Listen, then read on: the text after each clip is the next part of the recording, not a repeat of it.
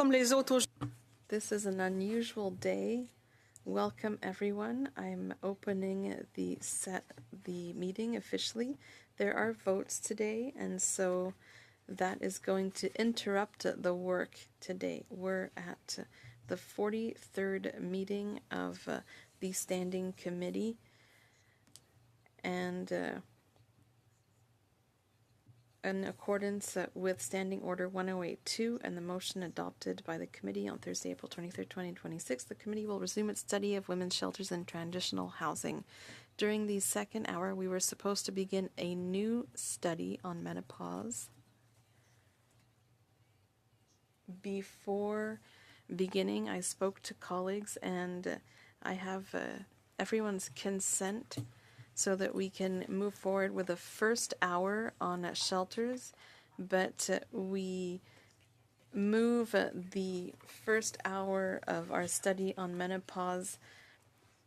We'll do that at another moment so that we don't lose out on any of that important study. Is it still the will of the committee? Thank you. Thank you for your understanding. Before going forward, I'd also like to go over the menopause budget, $36,400, and so if you agree, we can adopt that. Are you in agreement? Thank you. And we can do this also for menopause. If anyone from the general public wants to send in any documentation, they can do so until September 30th. Everyone is in agreement? Perfect. Okay, so we can continue. We won't move on to the menopause issue today.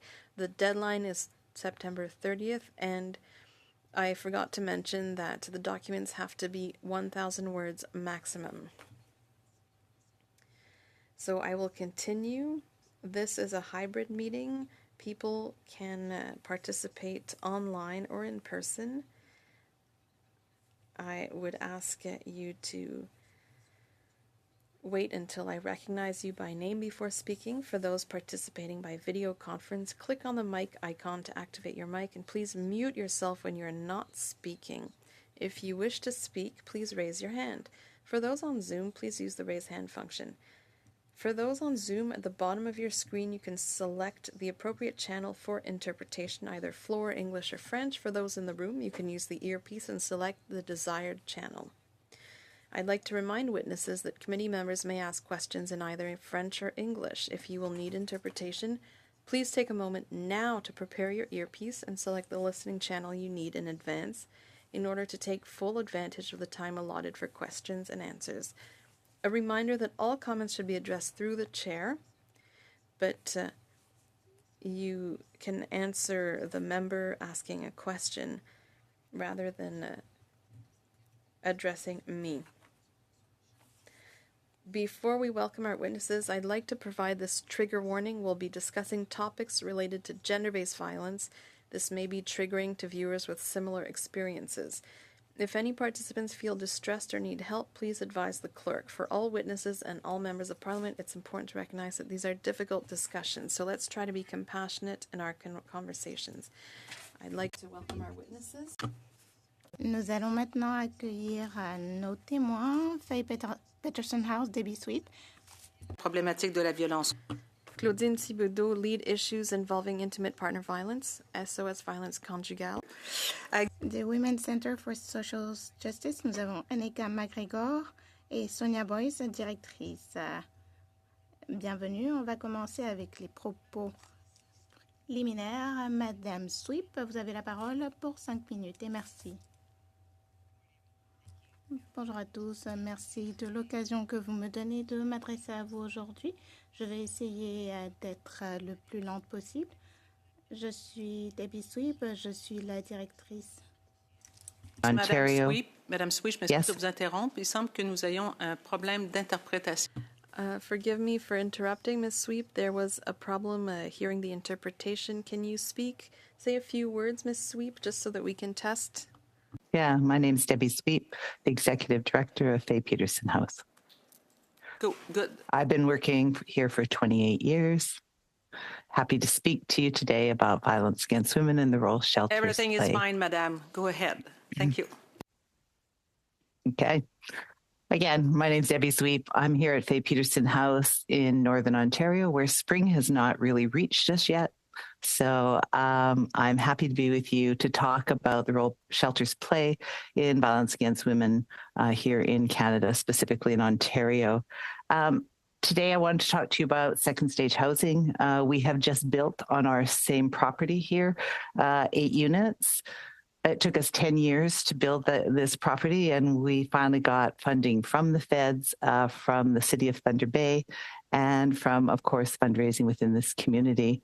I wanted to acknowledge that the federal government's initiative for funding housing navigators was certainly the key to our success, both at a federal level and also at a local level. Once we started working with Women's Shelters Canada and their navigators and the city, we were able to put all the funding together. I wanted to also let you know that we had visioned a bricks and mortar version, but we then switched to a modular build, which reduced our capital costs probably by at least 50%, if not more. And that we were successful in starting on time, completing in time, and I'm happy to tell you that I came in under budget. What is unique about our second stage is our vision is, or our dream is, to have 2 women share a unit. So these would be single women, typically over the age of 55. There's not a lot of research on that, but we have begun. We have 2 single women that we had housed here within our first stage shelter, now living together over the last month. And we also have a family with 2 teenagers. So we are using lots of information from our sister shelters, but also the document that was produced by Women's Shelters Canada with best practices, or the practical guide for second stage housing in developing policies. But really, it is the women that are guiding us as we move through this process.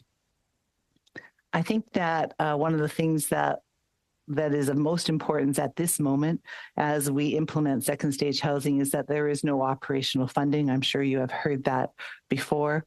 So while they are supported by workers here within the first stage shelter, transitional housing and support, maybe family court support worker, and certainly a little bit of childcare, there is no sustainable funding. So a community of 120,000 in the north here has committed to raising $30,000 a year to contribute to that break even that we have to provide to what was CMHC. Not sure who will be providing that to now. And so with second stage, I think that it's important to recognize women have moved out of crisis, right? They haven't moved out of danger. And that's why we've built second stage, so that we can keep them safer right on this property with the same systems. But they do need specific programming. Their children need specific programming in order to us to evolve with them so that they can be, fully active participants within our community and live safe as well. Our vision is that they will probably be here 2 to 3 years. And with our work with them, we will move them forward into the community, into regular housing. That's our goal anyways. The second thing, I know I only have 5 minutes, is just to talk to you a little bit about custody and access and how difficult this period of time is for women. And women are often spending $10,000 at least if they are trying to negotiate custody. It is a long process. If a woman chooses to go to trial, they are at $100,000. And if they're on legal aid, they're not usually going to trial. And the outcomes are often not as successful. One of the difficulties with custody and access is certainly the process, working with defense lawyers on both sides, or family law lawyers that are dragging this out in regards to the participants. So it's often taking 2 to 3 years. And within that time, women are living in poverty. They aren't getting support payments. They can no longer manage to have their house or their vehicle. They have to use public transportation to move their children to appointments, to activities. There continues to be long battles on Section 7 and extracurricular activity. Thank you, Madame Sweep. It's all the time you have. Madame Thibodeau, bonjour. La parole est à vous pour... Ms. Thibodeau, hello. You have the floor for 5 minutes. Ms. Thibaudot is on mute. You're on mute. Of course I was. Hello, Chair and members of the committee. Thank you for letting me speak today. I have been working in intimate partner violence for 28 years also. At SOS Violence Conjugale, we are the reference center in Quebec, and we offer information and referral services 24/7 for victims and professionals. We receive between 50 and 60,000 calls, text messages, and chats. And behind each of those requests is someone trying to find their power back and sometimes even survive. Some of the most critical services that we offer is helping people find a first stage housing or shelter for someone trying to leave a violent situation. We receive between 5 and 20,000 requests per year. Year to year, it's harder and harder to find room. 6 years ago, we could find housing for 2 out of 3 requests, and now that rate is only 45%. In other words, over half of the people who contact us to escape violence cannot find shelter.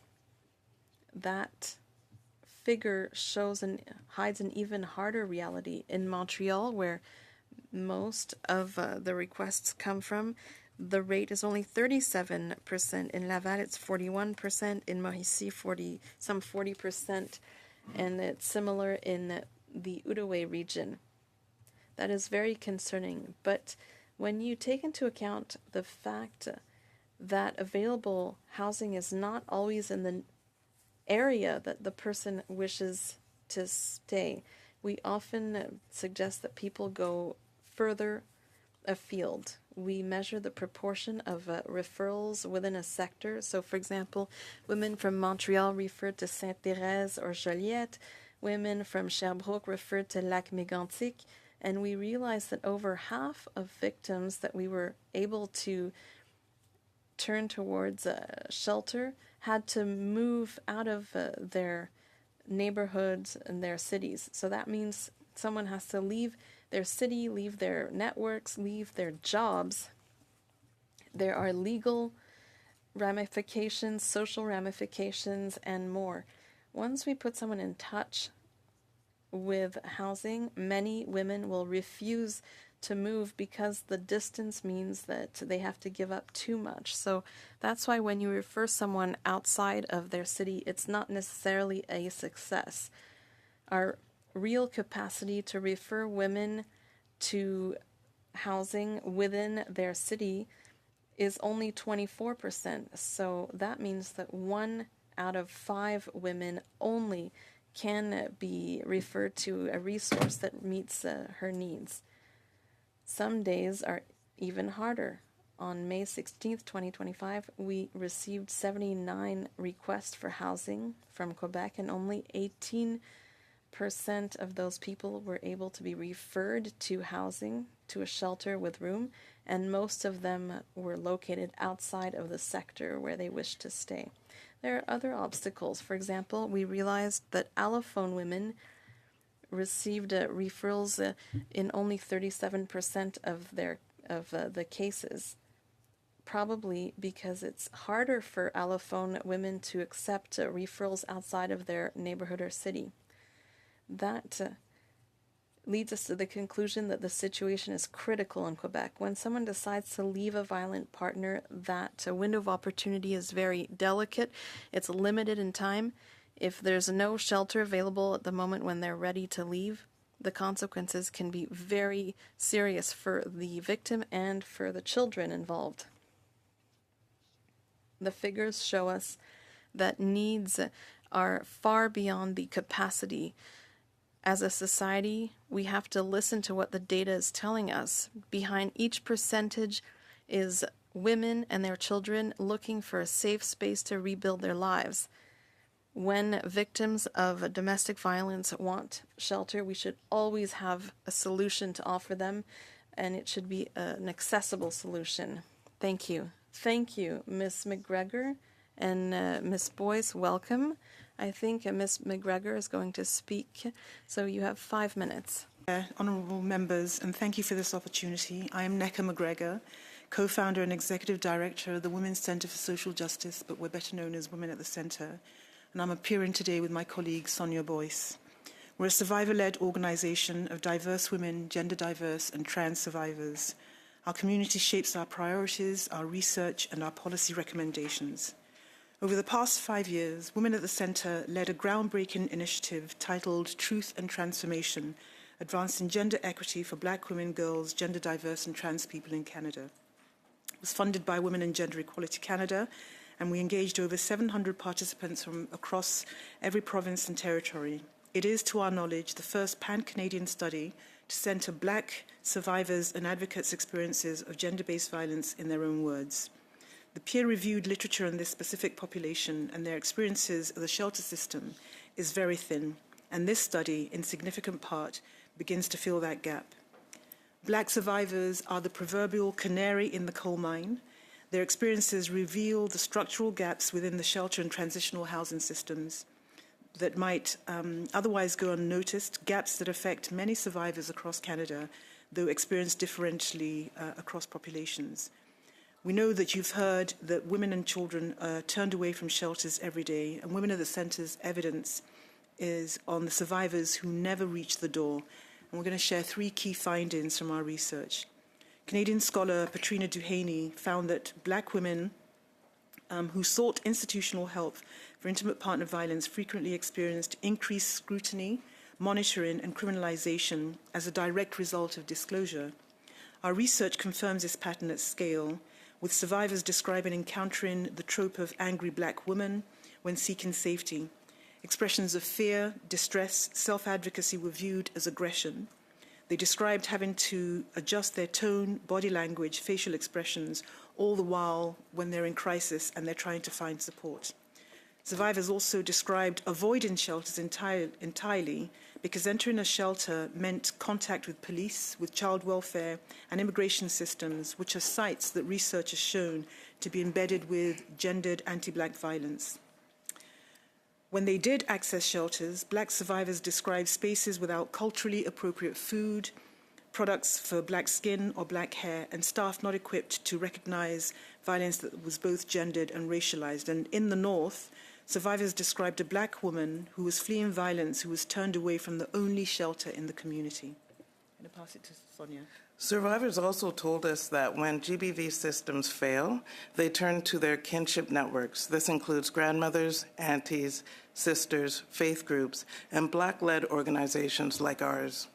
This is where many survivors found housing, childcare, transportation, emotional support, and advocacy. In the words of one survivor, "The shelter turned me away, my auntie took me in, the church helped me with groceries and my kids' school. A Black women's organization helped me find a lawyer. None of that would show up in any government data. That's what kept me alive." These are not informal coping strategies. They are culturally grounded approaches to safety and healing that are rooted in Afrocentric values of kinship, collective responsibility, and community care. I'm going to share 5 recommendations with you now. The first is to expand the scope and language from intimate partner violence to gender-based violence, so to capture the diverse range of survivors in need of emergency shelter. Second, establish a dedicated funding stream within bilateral agreements for housing that is specifically designed by and for Black survivors. Funding must include capital investment and operational costs. Third, fund Black-led, Indigenous-led, and survivor-led organizations as primary providers of safety and support. Fourth, mandate the collection of race-disaggregated data across shelter, housing, and gender-based violence systems. Lastly, require all federal GBV policies, bilateral agreements, and shelter funding frameworks to explicitly address gendered anti-Black violence and misogynoir. In closing, just to reiterate, there's no robust peer-reviewed literature on the experiences of Black women, girls, gender diverse, and trans survivors in the shelter and transitional housing system in Canada. Our research exists in large part because the literature does not. Thank you. C'est moi qui vous remercie, Madame. On va commencer les entretiens. I am the one who should thank you. Thank you very much. So we're going to start with the Q&A. Ms. Goody, the floor is yours for 6 minutes. Oops. Thank you through you, Chair. I want to thank the witnesses for coming today. It's been a very engaging topic where a lot of information has been shared. My question is for Debbie Zweep. It's nice speaking to you again. As you're aware, Thunder Bay is very much like my community of Cambridge, where we both share a major concern with human trafficking. Stats Canada states that Thunder Bay had the highest average annual human trafficking rate. What factors do you see play a role in making Thunder Bay a major hub for human trafficking? Oh, such an easy question to answer. No. So I think one of the things is that we are the only highway, right? The highway has to come through Thunder Bay. So there's lots of access to transport people. We also have the water right in front of us. So you can also use the shipping methods of moving women across the water. So that form is definitely alive and well here. We also have a number of gangs. They're from the Ottawa and Toronto region, mainly, that are very active in Thunder Bay in substance use. And although the police locally and the Ontario Provincial Police work collaboratively together to try to really get a handle on that, our courts are definitely backed up with these perpetrators, and it just really provides the ground for this kind of work to happen. It is a difficult situation for sure. It isn't getting any better here in the north.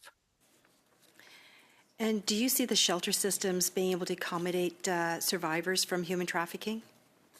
Yeah, so there's a couple things around that, Connie, that I would comment on. First of all, when survivors come into shelter, you know, it has to be their choice. And that isn't always happening. The police may come with a referral, but the woman may not want to stay. So there's that piece I want to respect. The other piece is that we like, as much as we can, to allow that woman individual space. So I have 8 bedrooms. I have 26 beds.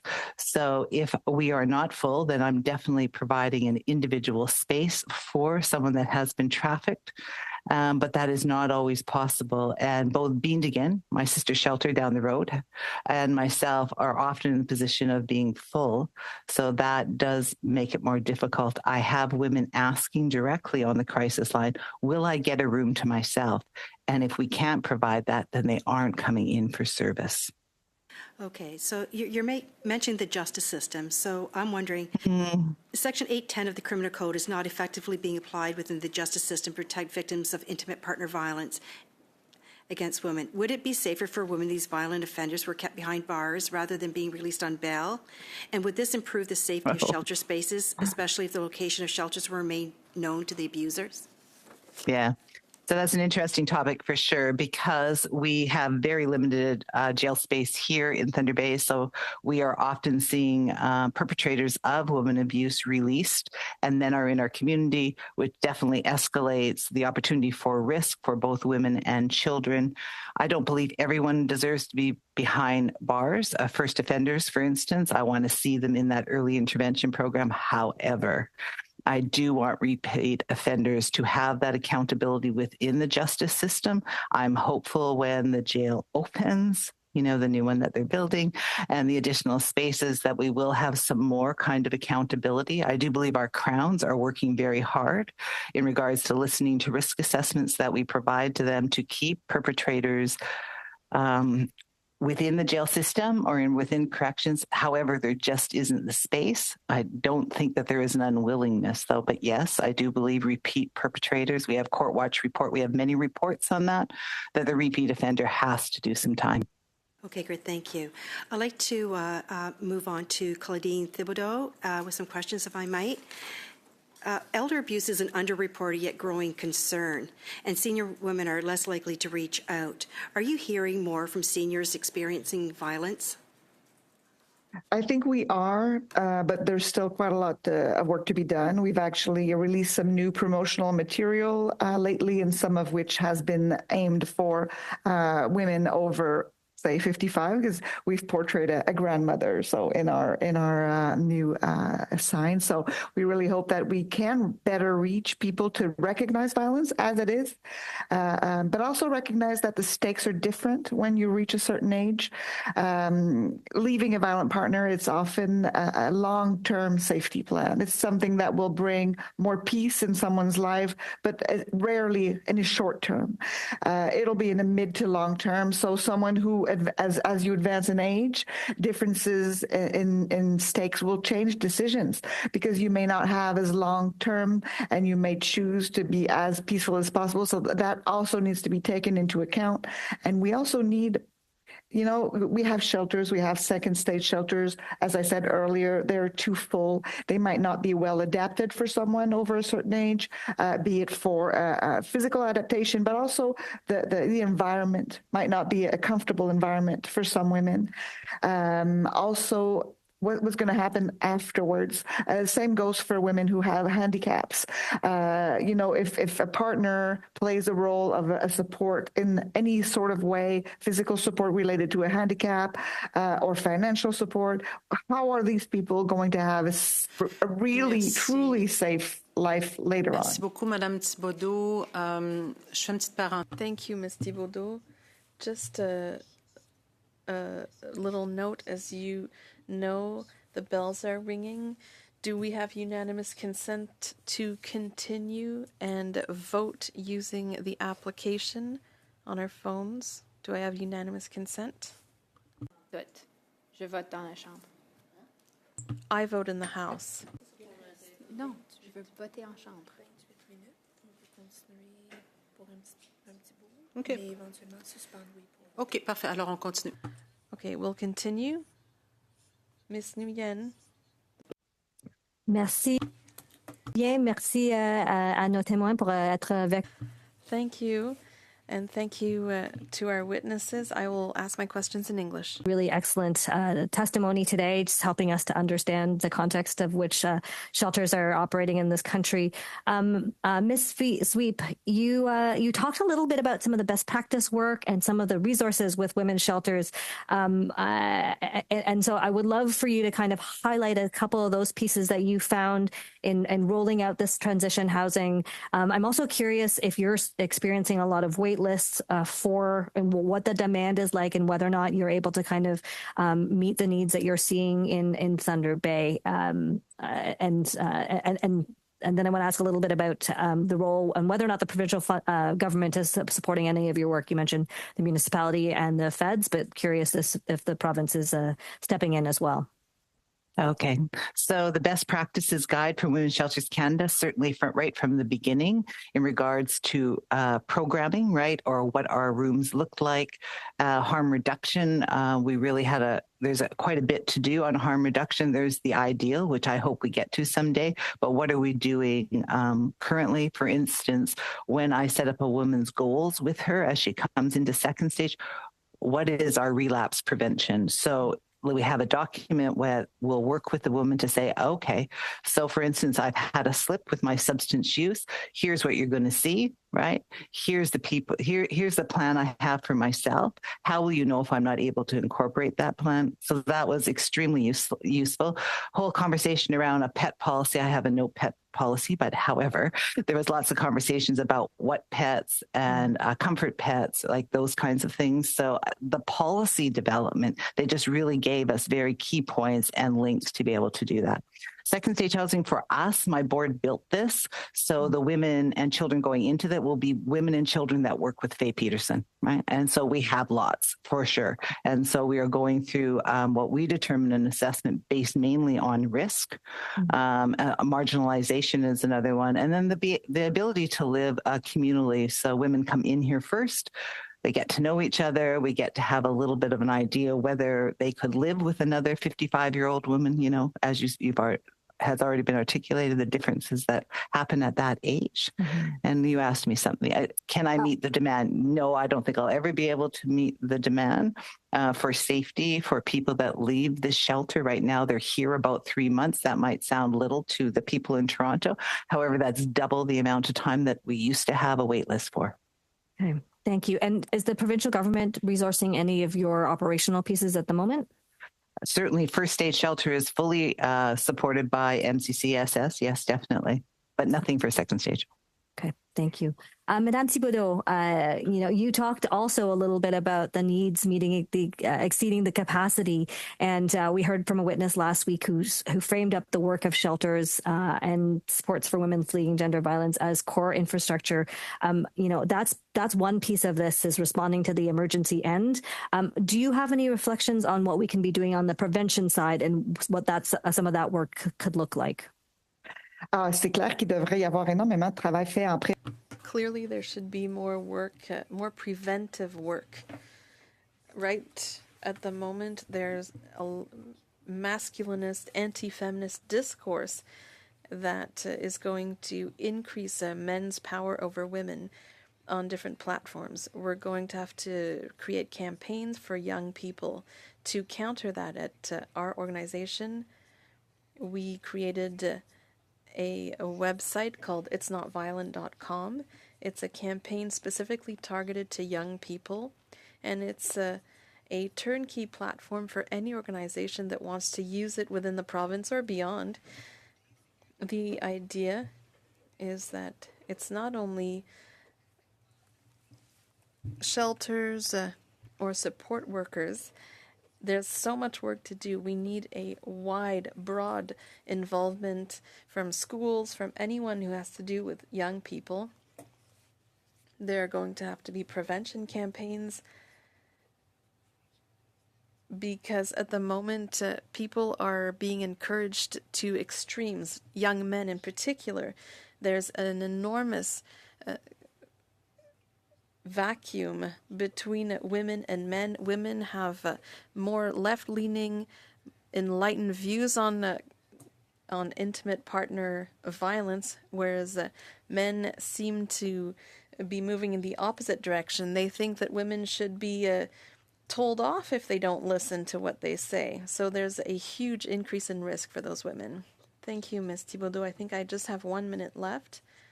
And Ms. Boyce, Ms. McGregor, we had the chance to first meet when we were announcing C-16. It's just past a report stage yesterday. So proud that our government's been able to support this and work with survivors to make sure we're getting this legislation right.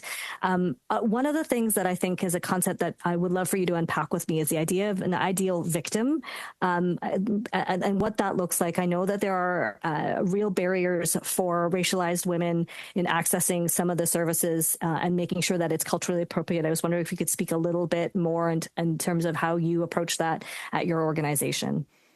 Yeah, thank you for the question. I think our submission today is really talking about the non-ideal. Je suis tellement désolée, Madame McGregor, mais I'm sorry, Ms. McGregor, but I knew you wouldn't be able to continue your answer, but maybe you can provide the answer during a different round. Ms. Larouche, the floor is yours for 6 minutes. Thank you very much, Madam Chair. Thank you to the witnesses for being here, Ms. Boyce, Ms. McGregor. I took a lot of notes, Ms. Sweeb as well, but I will first turn to our witness, Ms. Thibodeau, SOS Violence Conjugale. In your preliminary remarks, the figures that you shared with us were truly worrying.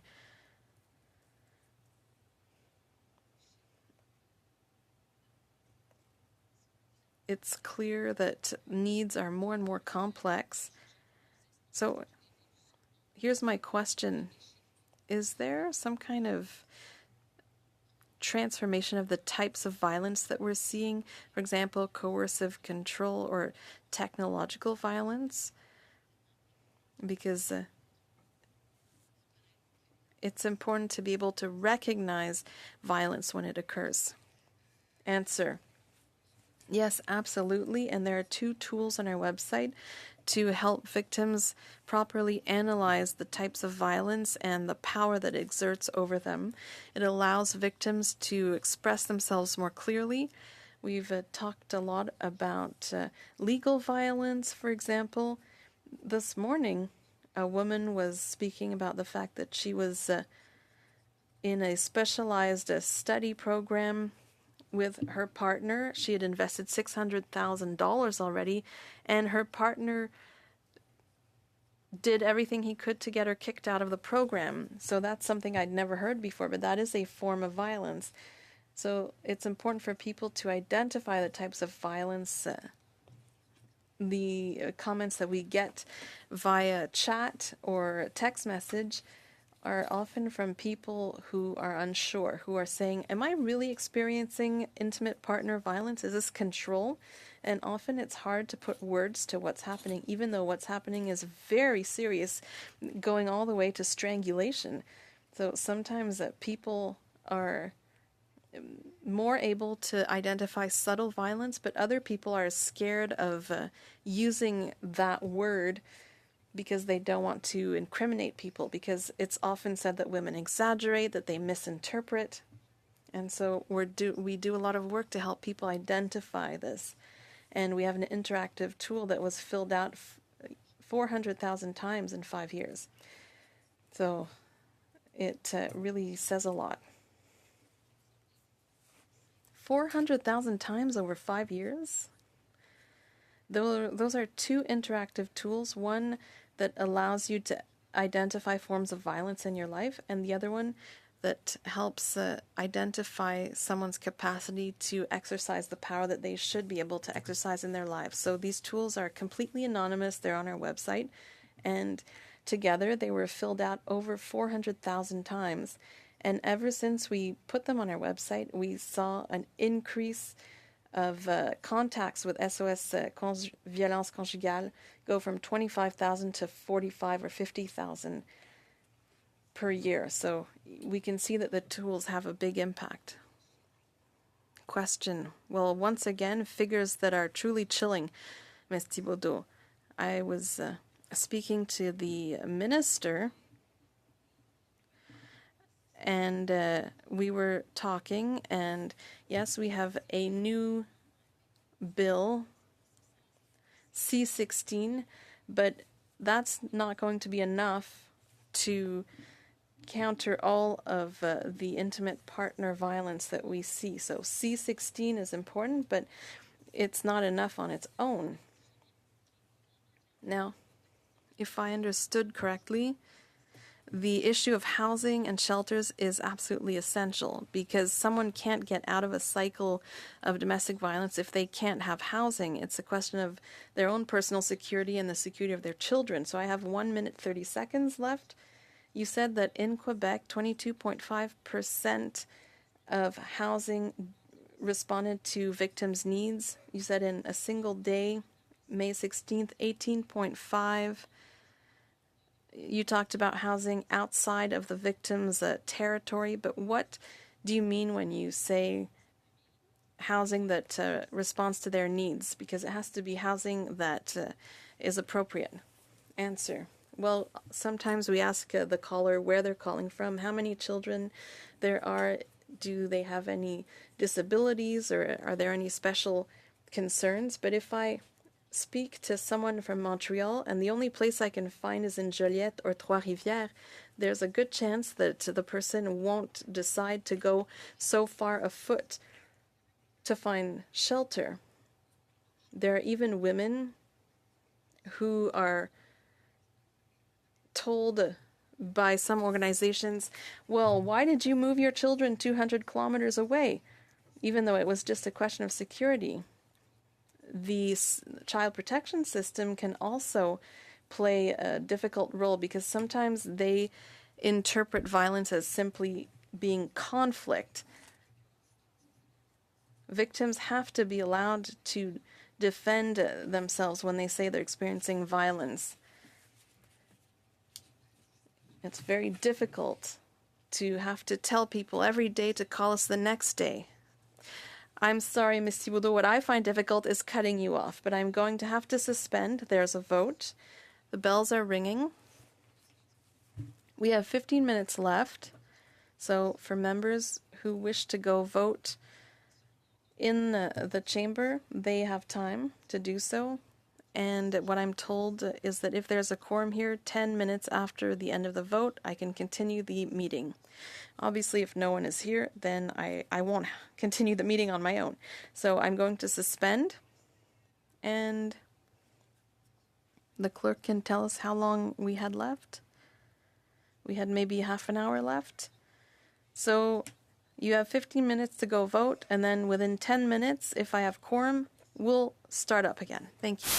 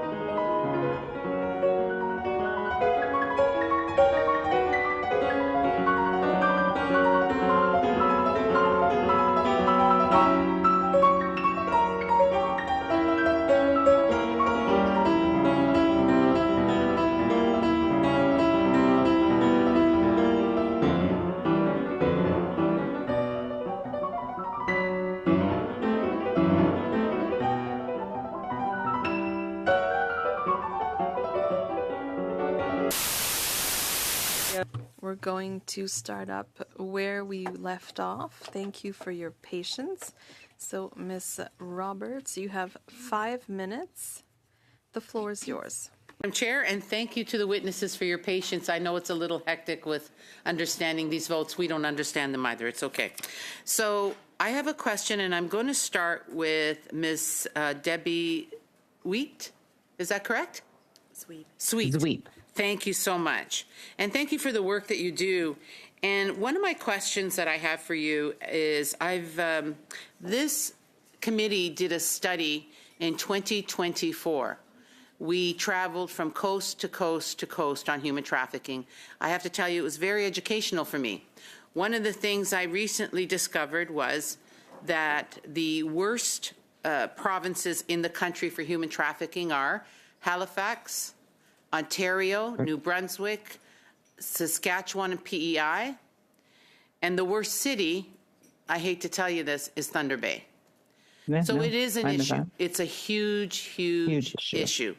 And we need to do better. And one of the things that I've met, I can't even tell you, I've lost count of how many survivors I've spoken to. They've all said to me that they fear for their life because the penalties do not justify the crime. So I know you mentioned earlier that jail's not always the answer, but here's the problem. Even if it's a repeat offender and they go to jail, I just recently did an undercover stint with the York Region Police, and you know what they told me? These criminals, I'll call them animals, are still running the business from the jail. So how do we ensure that these survivors that have the will and the courage to come and testify, how do we protect them if we can't even protect the criminals that are in jail?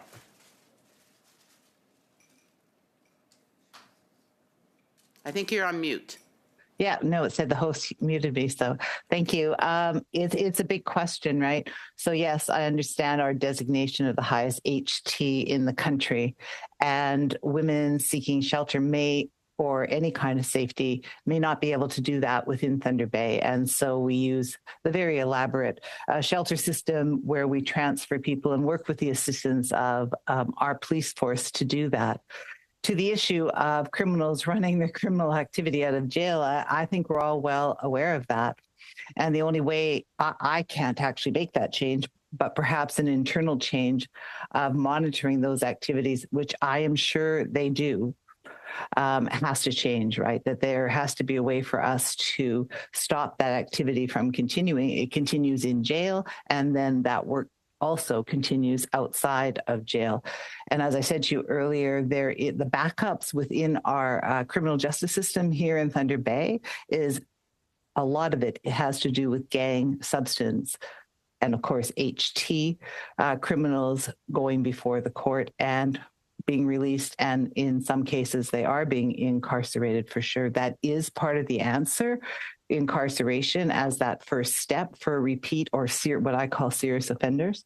But I don't have an answer for how we stop that criminal activity from happening within jail. Everyone knows it is a huge issue. Nobody wants it to continue, certainly not the people that work within corrections.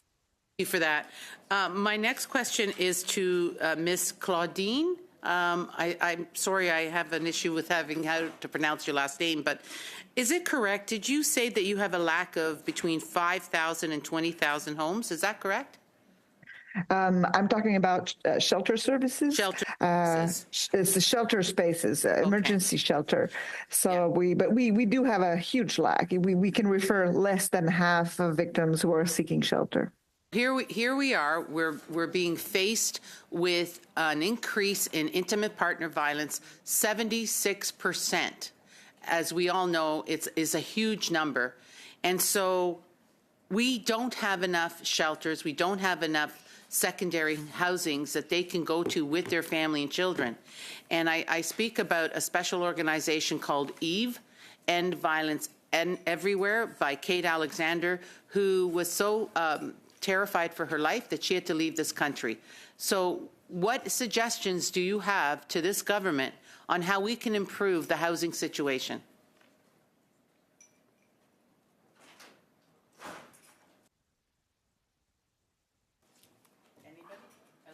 Can I go? Yes, please.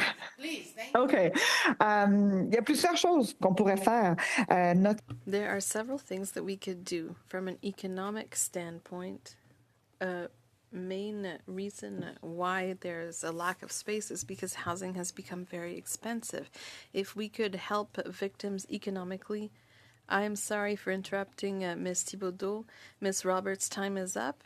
I will now give the floor to Ms. Nathan, 5 minutes. Thank you, Madam Chair. Through you, if I could ask some questions of Ms. McGregor. Many witnesses have emphasized that survivors do not experience violence in isolation from other social and economic realities, including poverty, disability, racism, immigration status, and housing insecurity. Which populations of women and girls are currently the most underserved by Canada's shelter and transitional housing systems? And what targeted interventions would help close these gaps? So much for the question. I think part of what our submission today is alluding to is the fact that there are populations, especially black women, girls, gender diverse and trans communities, who are the individuals who are not seen in the shelter systems. And when you talk about who are the most isolated and invisible, it is this particular community. One of the things around shelters is that we know that whilst they are critical services, a lot of survivors don't actually go to shelters. A lot of survivors don't have the opportunity to actually access the services that are there. And part of that, some of that community are black trans individuals who are experiencing violence, youth, black youth who are experiencing violence, Indigenous communities. Sonia? I think what I would add is that survivors who have precarious immigration status often struggle accessing mainstream housing and housing and other supports. And it's primarily because their precarious status is often tied to temporary work permits. And because of that, their income and housing can be jeopardized if they, for example, have to go to a shelter, they lose time, have to call in sick, or lose time at work. And the fear really is that it will jeopardize their immigration status. Understandably. Thank you for that. And I just want to follow up to say that research consistently shows that black women and other racialized women often face unique barriers when accessing services, including experiences of discrimination, distrust of institutions, and culturally appropriate services and supports. So what policy changes are needed to ensure violence prevention and survivor support systems better meet these needs of black women and other racialized communities? Sure. I think I'd speak to a couple of things. The National Action Plan actually identifies black women as a priority group, but when it comes to the issue of the bilateral agreements with the different provinces and territories, the specificity around these priority groups often gets lost in the Schedule B. So, for example, many of the Schedule Bs do not actually mention black women as a priority group. So at the federal level, I think a robust national action plan when it comes up time for renewal. And also I would echo previous submissions that have talked about the need for independent federal oversight body, like a federal commissioner, to oversee the implementation of the National Action Plan all the way down to the jurisdictional levels. Thank you for that. And I wanted to say that witnesses throughout this study have emphasized economic dependence often limits a survivor's ability to leave an abusive situation safely, and I think you've alluded to that as well in your preamble. What role do employment supports, income security measures, affordable childcare, housing affordability play in preventing violence and supporting long-term recovery? And can you speak specifically to the groups that you serve? These are essential essential backbone supports that need to be in place. Without economic independence, you cannot leave. Without the ability to support yourself or your children, you cannot leave. Without the ability to access affordable housing, you cannot leave. And so having a robust infrastructure that actually addresses women's abilities to be economically independent, that allows women to be paid a living wage, allows women to have access to affordable housing. Madame McGregor. C'est tout le temps que nous avons. Thank you, Ms. McGregor. That's all the time we have. Ms. Larouche, 2.5 minutes. Thank you, Madam Chair. I will try to be brief. I have a few questions. I have a question for Ms. Thibodeau first. You accompany victims. We've talked about the need for shelters, the fact that we need more tools in the system to get women out of violent situations. But is there going to be any communication with the Department of Justice? Because women who call your service will be interacting with the provincial legal services. So there has to be some kind of resource at the provincial level. So there might have to be a transfer of resources from the federal government to the provincial government. Answer, yes, of course. Police services have a hard time keeping up with domestic violence issues. Patrol officers end up doing investigations, and that's not the same type of investigation as detectives do, for example. I think we should have specialized investigators who do intimate partner violence investigations. Some regions do have that, so when we introduce coercive control into the criminal code, there's going to be a lot of training. But then there's also everything around the legal apparatus, the court system, judges, etc. So it's going to require an enormous investment. Thank you. Very quick question, less than 30 seconds. I have a question for Ms. Sweep. You talked about women who are 55 or older. I'm also the spokesperson for seniors.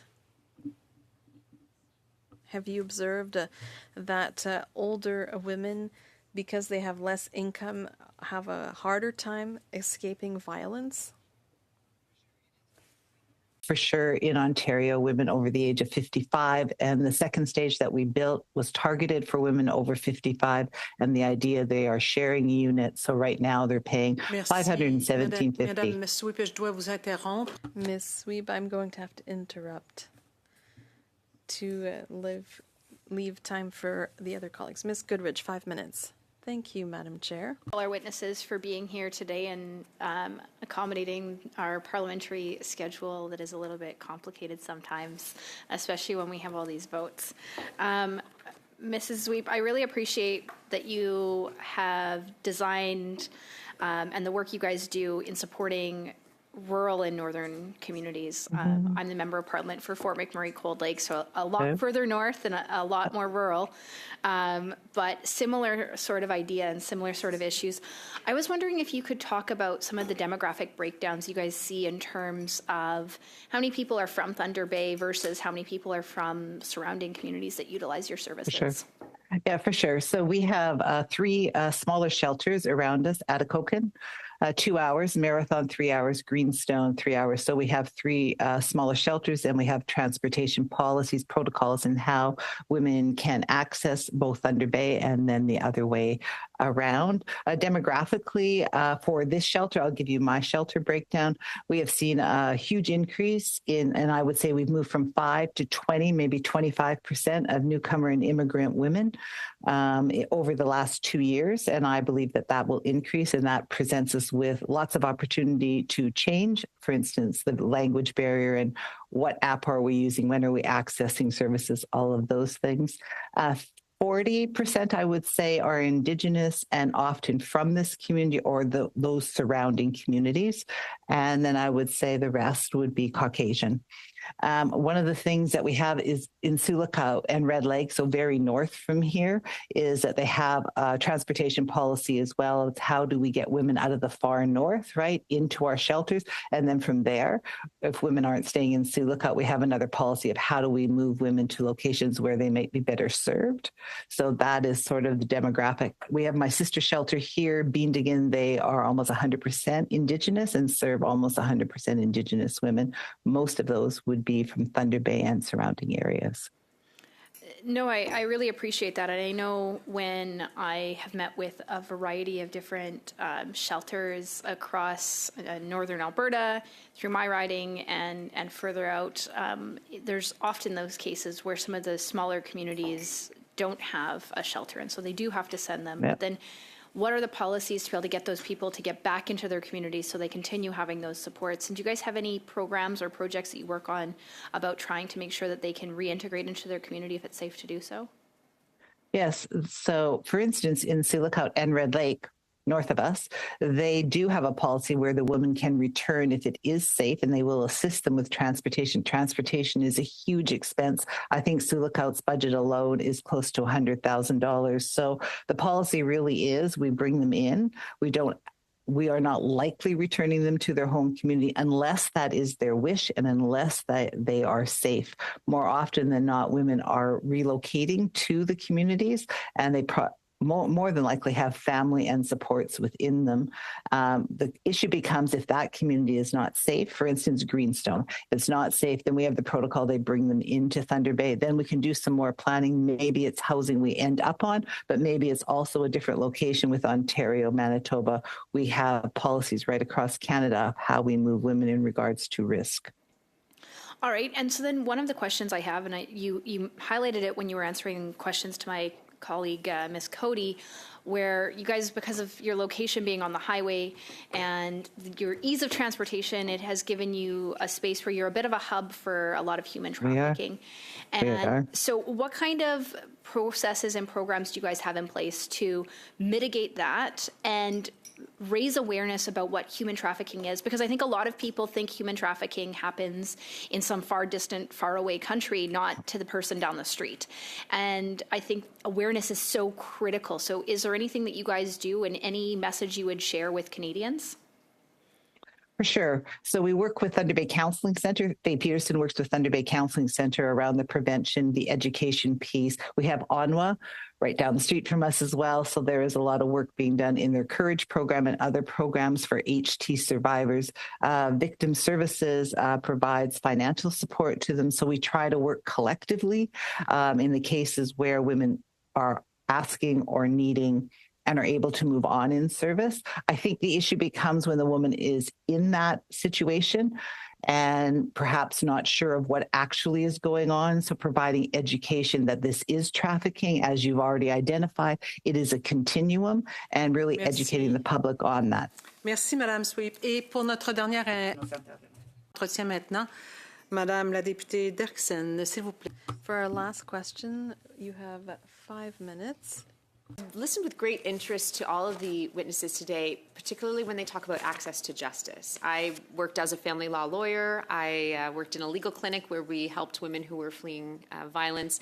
And the discussions we had back then, I think, are probably similar to what we're having now about how women are accessing justice and how the justice system serves them so that they feel confident that they're going to get a result that is fair. Unfortunately, we have a lot of work to do there. So what I would like to ask is particularly with respect to the nexus between family courts and criminal courts, and maybe I'll direct it to Ms. Boyce and Ms. McGregor, if you'd like to answer. So there were experiences I had where there was a pilot program in Toronto they were doing where it was a combined family and criminal court pilot. And what we were finding, because we were finding that women were getting, trying to get peace bonds or restraining orders in the criminal courts, and then in the family court, a judge would make an order for child visitations where dad would be coming to pick up the kids right at the house, and they would put them in very close proximity to each other. So unfortunately, the pilot didn't really take off because lawyers in the criminal bar were concerned that it might prejudice their clients, and they were doing their job and representing the interests of their clients that way. But perhaps you could comment on the role you see the federal government playing in making access to justice more realistic and more service-facing to the women that you serve. Maybe I'll take this opportunity just to let you know that we did receive federal funding to provide some training to key medical, legal, and social service systems around responding to Black survivors, particularly helping them navigate the criminal justice system. As you know, like all survivors, they have to make a lot of complex decisions in a really short period of time. And so part of the work that we're doing is training to help the stakeholders facilitate a more healing journey, perhaps through the criminal justice system. I think some of the challenges with the integrated courts that we heard from survivors were around the concerns that if you happen to get a judge who didn't understand the complexities of gender-based violence and didn't understand the power and control dynamics in one court, and then that judge also had jurisdiction over you in the criminal court, that it meant that your abilities to get the impartiality was compromised at both sides. So that system was a good idea, but the way it rolled out had some really complex ramifications.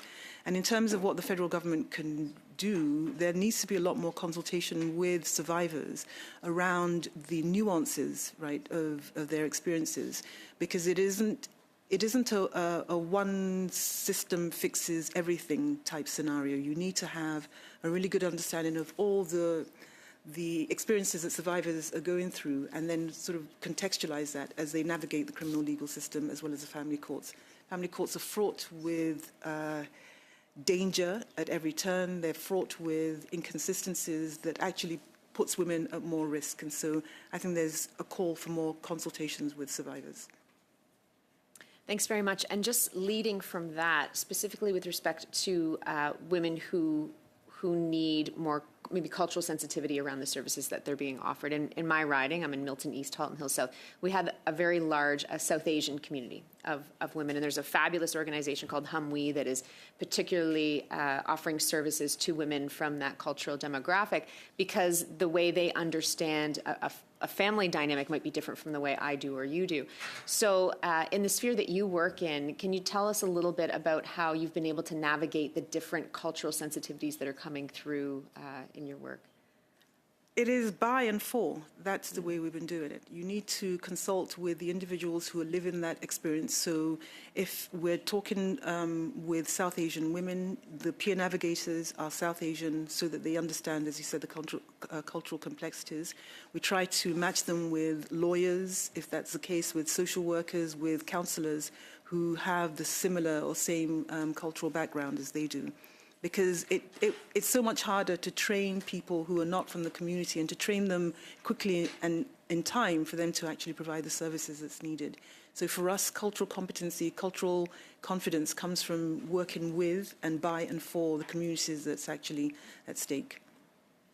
And just a final question. At the beginning of your remarks, you mentioned issues with data. I guess, like understanding, that's where we all start. We start with data, right? Madame la députée, vous étiez si bien partie, mais je vais devoir vous arrêter. I'm afraid I'm going to have to interrupt because time marches on. I would like to thank everyone, the members who made this complicated meeting easier, our clerk, and our analysts and our guests today, because it was difficult today. You were very patient, and we are eternally grateful. So thank you, everyone, and see you next time.